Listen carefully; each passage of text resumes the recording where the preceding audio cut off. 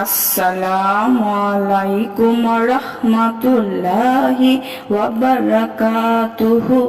সুপ্রিয় সম্মানিত দর্শক শ্রোতা, আশা করি মহান রব্বুল আলামিনের দয়ায় আপনারা সকলেই ভালো আছেন।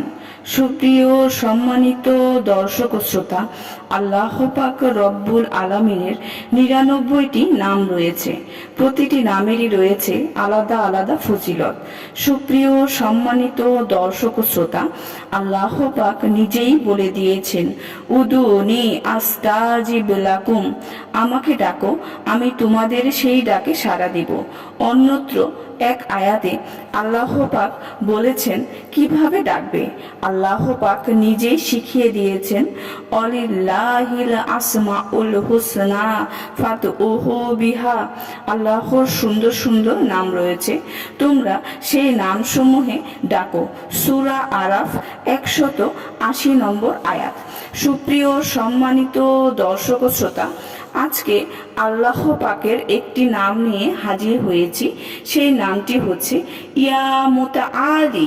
ইয়া মুতাআলি এর অর্থ হে উন্নততম। ইয়া মুতাআলির আমল নিয়ে আজকে আলোচনা করব। চলুন এক এক করে আমলটি জেনে নেই।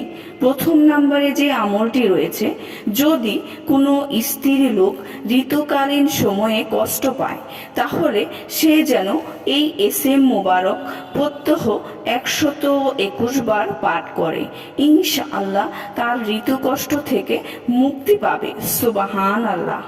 সুপ্রিয় সম্মানিত দর্শক শ্রোতা, চলুন ইয়া মুতাআলি দ্বিতীয় যে আমলটি রয়েছে, সেই আমলটি অনেকেই হয়তো জানে না, আমরা জেনে নেই।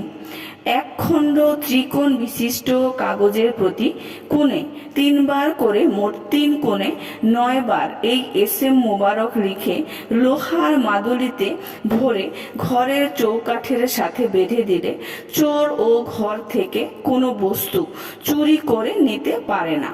সুবহানাল্লাহ।